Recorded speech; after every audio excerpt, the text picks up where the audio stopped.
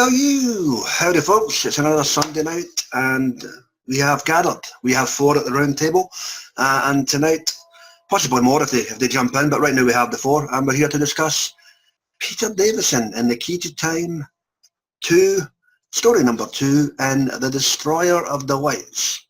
We have Amy back. We have the Black Guardian played by the excellent David Troughton. We also have the White Guardian. We have 10th Century Sudan. We have tax avoiders, we have gold, we have robots, and we have many a sandstorm galore. And the Caliph and Alibaba go to war over money. What do you think about it? Well, you're about to find out. Before we get to that, well, let's get to this. It's who we do have here this evening. Considering Philip's watching the BAFTAs. More on. Joining with us this evening, all the way from NYC, it's Mr. Ron Medina. Well, how goes it, man? Hey now, how everybody doing? You the same, man? Yeah, we're doing a Monday morning, it's the fun from down under. AJ, how's that coffee? Hey guys, it's good and gone. And gone. There we go. Cold blend. But speaking of somewhere which isn't cold, it's hotter than hell. It's Texas Timwell. How we doing, Timbo? Howdy. Good to have you, man. And of course, you all know me. And if anybody else drops in, you're late. So yeah, guys, the Destroyer of the Whites. Peter Davison returned as the Fifth Doctor. We have, is it Claire Jones or Clara Jones that plays Amy? Keep getting her name mixed up. Kiera Jones. She's a C instead of a K. That's a bloody well confusing me. So yeah, Nazara in this one, which is somewhat weird, but there you go. She's probably this one's probably taking place in the events when she's off with Ace and Seven, and that the companion chronicles on. But there we go. We have David Troughton taking over the role of the Black Guardian from Valentino. What's his name again? The big Valentino guy, the guy with the big crow on his napper. Lord Cassim? No. Valentine Dial. Valentine, yeah, what Tim say? So yeah, Valentine Dial, originally played him on the TV series with David Troughton ably taking over the role here. We also have the White Guardian, accounted for in this one, played by, well? The Black Guardian? The White Guardian. What was his alias? The Caliph. Caliph? Hold on. I thought it wasn't... Jason Summers. Oh, Jason Watkins. There you go. So there you go. We've got two Guardians, we've got one Doctor, and we've got one graceless tracker chick in 10th Century Sudan. What do you think about this? Well, you're about to find out. Opening thoughts, guys. Tim, opening thoughts on The Destroyers of the Whites, Peter Davison and Cara Jones. I thought it was good. I was surprised it was really more of a comedy than a serious historical. I think that made it a lot more enjoyable because they didn't really. At the end of the day, the Guardians are kind of crap villains anyway. I mean, they're even on TV they got to the point where they're wearing dead birds on their head, and it was like, really? Yeah. So I mean, on audio, it's cool that they went with. They ended up being a comedy double act by the end of it because they were just making fun of each other, and they didn't really add up to good villains anyway. So it was just a lot of fun, really. I think. Excellent. AJ, what thoughts for you, mate? Yeah, I like this story too. I wouldn't say it was comedy. I'd say more of a farce. I mean, I'd like a comedy as well, but it's a little bit more. Yeah, more farcical. But I expected a serious drama, and it's just you're right. It was more of a farce. Yeah, I like the throw in of Alibaba and the 40 Thieves. And when I growing up, I thought 40 meant exactly 40, but apparently 40 means a buttload. So yeah, translation of the TARDIS is wrong apparently, which is brilliant to see that in this one. The little words here and there, black and blue being the same sort of word. I like that. Norwegian, yeah. So it was a good story. I like the characters and they were well written in this. Excellent. Well, this one set with you, man. Well, I'm a little bit mixed about this one because the Doctor and Amy search for the final piece. That arc was pretty good because you didn't know where the piece was and anything like that. But the two Guardians, man, they're a bunch of idiots, man. They're worse than freaking Law and Hardy, man. I'm like, I couldn't take them serious. Like, I can understand Tim saying that they were being comedic, but I'm like, geez, the way the story was going on, I didn't care about them at all. I wish they would have been blown up right there, those two knuckleheads. No, but I think, to be fair, I think that was the point. You only meant to take them serious because they were trapped in the aliases because the universe was collapsing out of the hell it was. I mean, yeah, I think that was Big Finish's way of subverting them and turning them into yeah. I can understand that. Although what's weird about it, if you listen to it in chapter 2 and chapter 3, Amy was more centered in that part, and the fifth Doctor was centered more on the third part. And then, of course, the fourth one, everybody got together and saw what was going on like that. I liked it. Of course, I liked it.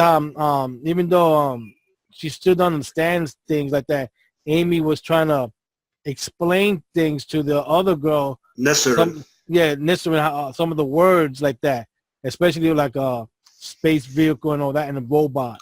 That doesn't exist in that time. That was pretty good like that. I mean, I'm looking forward to finding out what happens in the next chapter, the ending of the search for the key to time, because like you just said, the sister wasn't in this episode at all, which is a little bit unusual because she, I thought maybe she would have appeared in one chapter or something, but she didn't. So I was hoping to find out about it till you mentioned that she does appear in the Companion Chronicles like that. Yeah. So hopefully the next one will end it in a better way. And I like I said, they would use comedy like that, but I wasn't expecting it like that. So I'm a little bit like about it. So I don't hate it, but I was a little bit, I was hoping more between those characters like that. All right, fair enough, mate. And for me, this was a lot better for me than the Judgment of Viscard. Don't get me wrong, there were still points where Amy was still annoying as fuck. Just for her voice tone. But again, that's not the actress's fault. That's just the way she's been asked to divulge something. She was a lot better than this. She was a bit more developed. She became like the guys have alluded to. She was explaining stuff to Nisrin at times. David Troughton. There were points I was sitting at this, and you actually have to stop yourself because you actually think, in portions of this, it's Pat Troughton talking. But again, that's no misunderstandable as his son, but it's just, you don't expect to just be plodding along, then going about your business, then you go, wait a minute, is that Pat Troughton? Oh no, it's David. But there you go. The way that the Guardians were handled, I don't mind it. I mean, it's a way to get them in there without, overkill, like Tim alluded to. They're not exactly the best villains on TV anyway, and this is the type of story they decided to tell. And David Troughton and Jason, what's that guy's second name again? Well, what's God? Watkins. All right. I need to do some research before I do this fucking cast, man. Jason Watkins and David Troughton done an ample job as I don't want to say the dynamic duo. That's a slight to Adam West and Burt Ward, but they bounced off each other well, and in the scenes they were in. So you can't really grumble. Prince Omar, I have to believe that the Black Guardian got freaky with the Deke and had a son, but what the hell? It was a plot device while he was stuck in that alias. And then you had the concept, the under-theme concept of slavery within the time period, like the upper and lower class thing as well. So that's a trope that's been used quite a few times. So no, not bad. Maybe a farce than an actual historical, but I did enjoy it a lot better than the Judgment of Viscard. So anything's an improvement, and on we go. Right, guys. Any events, characters, or instances that stood out for you? Well, besides the Doctor, because he always stands out, and especially when he faces a lot of situations like that, I gotta give to Amy and Nisrin, because those two together were a good team up, especially since Nisrin didn't understand certain words what Amy was saying, and they teamed up together to go find the gold that was being taken like that. And of course, from the way we're following the story, this is the tale of Alibaba and the 40 Thieves that we as kids read about it. Well, it's a mixture of that and an actual event in 10th century. Because you can tell, because remember a word, a sentence, you can say a password was used to open the cave. Sim. The longer you had and they called the alien a Djinn, which was short for Djinni. Yeah. That was pretty funny like that. The alien was pretty funny because he's from the species that collect that takes anything and try to make profit from it. Who voiced the Djinn? The Djinn, he played the Will Barton. Okay. And was unusual. He wanted that bag of Amy's so badly, but he knew it was bigger on the inside than what it looks like, which is unusual. But that was pretty funny. And then of course the prince took care of him so quickly. It was so weird. I'm like, that was it? He just took one swipe. I'm like, wow. He got bumped off so quick. Yeah, Prince Omar, I bet more than a one-dimensional character. He seemed genuine at first. Then by the end, he's running about trying to acquire wealth for himself. What a greedy motherfucker. What the hell? I mean, he learned that from his father. So yeah, there you go. So, excellent. Who played Nisrin? Nisrin was her name is Jess Robinson. There you go. No bad part by her. All right. Tim, anything stand out for you, man? Yeah, David Troughton was amazing in this. And at the beginning, he didn't even sound like himself because he's basically sounding like the Black Guardian sounded on television. The big booming voice. Yeah. Yeah. Although he says in The Extras he's never even seen that or listened to Valentine Dial's performance. He just says, he just did what they told him to do or how he was directed, I guess. But he really carries this for the most part because he's so good. And I was surprised on the opposite to Will because I thought it was going to be a serious drama, and I thought it was funny that they subverted the whole thing with the Guardians and made them into useless kind of cartoon villains. I thought that benefited the story. I think, even the doctor tells him, "Hey, don't cry about it" or something at one point because they're constantly whining about their predicament that they're in. And they're supposed to be these big guardians of the galaxy kind of thing. So it's just. I just thought that was cool that they subverted it. And again, I think if you're going to do a historical, there's nothing wrong with doing a farcical one like the Romans was. I mean, it's just a bit of fun. It's not supposed to be taken that seriously. So I thought it was a lot of fun in general. For once, the music was crap. Oh, there you go. Yeah. It was a wee bit, wasn't it? Yeah. It was really cheesy keyboard kind of sounds. And usually, maybe they were trying to emulate the 80s, I guess. But I mean. Could be that, yeah. It kind of just stuck out as like being annoying. There was actually at points it was so crap. I was expecting to hear the Castrofalva speak for theme tune at one point. And went oh. But there we go. All right, mate. Cheers. AJ, how about you? Yeah, I liked the part where Amy is getting slapped around by Nisrin, and she's like, "Do you want me to scream out? Is this meant to hurt?" Are you hurting me yet? Is it satisfactory? Yeah. I also like the part with both the Guardians, the Black and the White Guardian. They're these all-powerful high deities that literally rule over the whole of time and space, and they've had their power taken away. And what do? They revert to human foibles. Well, greed. Sorry. No, what was it that referred to each other as for all the way through order and chaos? Yeah, one's light, one's dark. Yeah. And they go back down to human emotions of, I want this, I'm going to take it. Just basically, you strip anyone down of their power, and they're going to become the most worst part of themselves they could possibly be. So, and they're entirely at the mercy of the doctor. I mean, he has to help them instead of them, be attacking him or causing him harm. He has to help them get out of this stupid situation they're in, which is hilarious. It's a dynamic shift of power towards the doctor. So it was really well done. I thought that part of the story, at least, the shift in the story, it was really well done. Yeah, excellent, mate.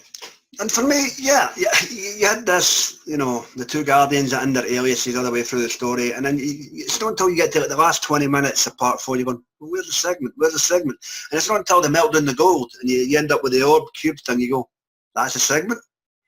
And then there's the revelation whereby what the Black Guardian was showing them was technically right, but he had to be there to create the first segment in the first place. Yeah. It was weird, like. Yeah, but I had an end to their means. Amy and Nisrin, good team, as well alluded to. David Troughton, for me, was brilliant in this. As I said before, there was just the time they just sounded like his dad a lot, and I had to stop and go, who's in this again? Oh, it's David Troughton, right. So, There you go. I don't think he's doing it intentionally. No, either. I know. No. I'm not saying he's didn't. No, with that. No, I know. I mean, I'm just saying you're right, though. You get caught up in the story. You feel like you're listening to Patrick Troughton speaking. And you feel like he's actually playing the doctor and somebody. You're like, well, hold on a minute. It's not about him. You know? No. You know, but his interpretation of the Black Guardian, what was it they called him in the extras, the cheeky chappy interpretation rather than, you know, the booming dead crow wearing guy we got on TV. But yeah, interesting enough, and there was a nice bit of comedy in there. All right, maybe this one might not have been Will's cup of tea 100%. He was expecting something a bit more, you know, I don't know if it was dramatic or more fast paced, but hey, you know, everybody's entitled to their views, and who are we to decry them? Right, guys. Open mic portion of the cast. Let's get this. Anything else you want to bring up before we get this rated in the can? Well, I liked the part that when in the end when Amy activated the key, and then her and the doctor went in the TARDIS and left. The two Guardians realized the key was here. They thought they were going to get their powers back. Can you sense it? Yeah. And he left them flat. I mean, good.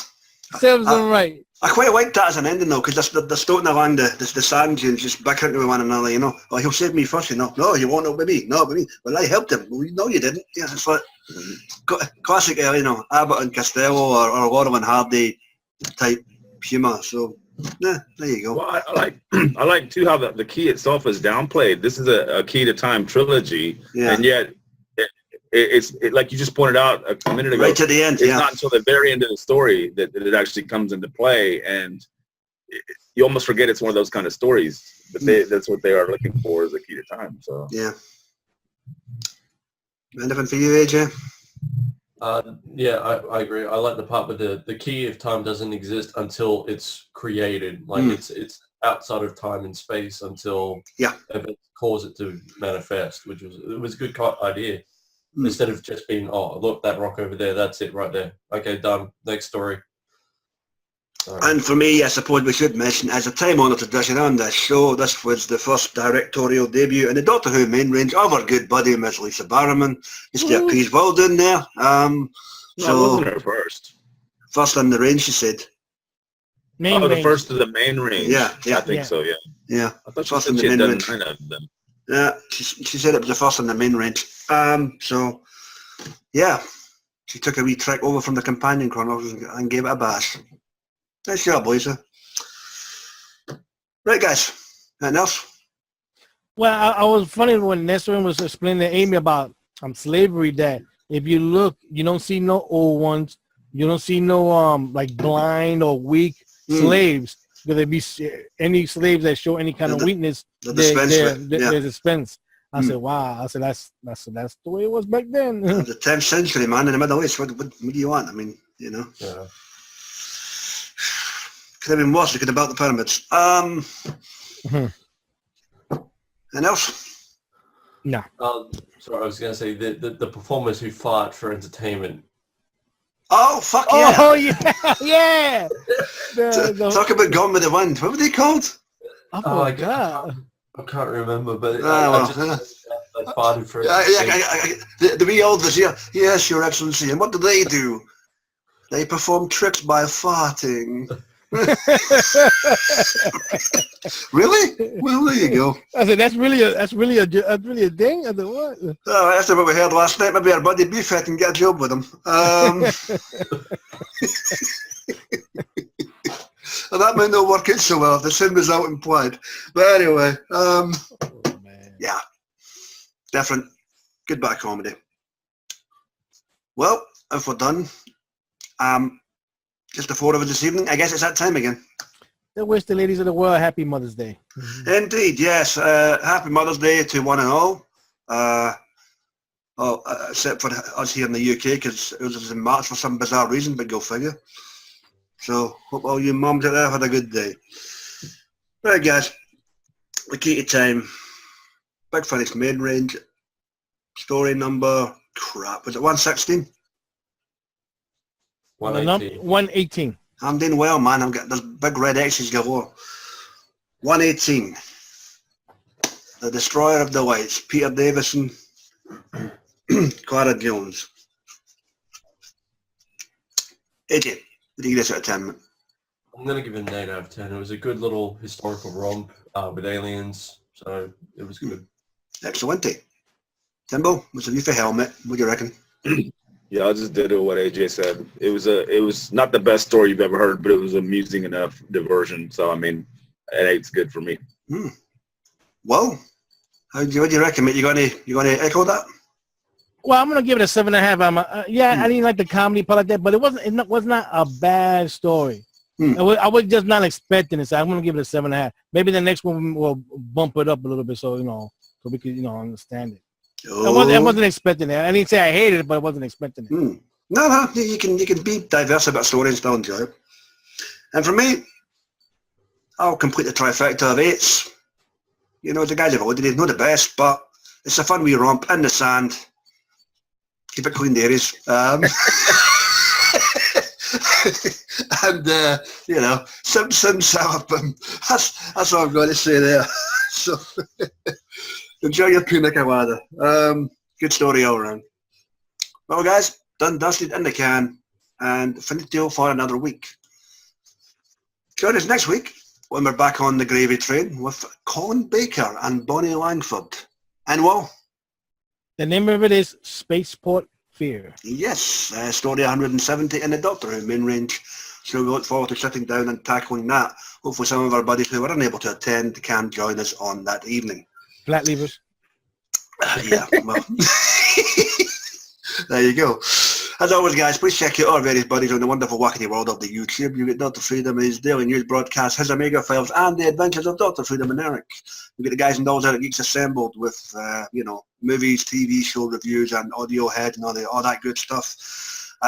Harry with Doctor Who News, Sue with Tardis Blue Radio, blah, blah, blah. Sammy Carter, Johnny Blues, Mike Shannon, whenever he's online, you know the drill by now. Like, share, comment, subscribe, thumbs up, thumbs down, flame, call me an arsehole. I don't care. Just do whatever you like. I know that good stuff.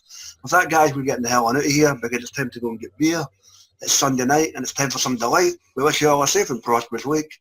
And remember, Mayday may be over, but the summer's almost here. Hot diggity dog. Nice seeing you. Take care of yourself, guys, and each other.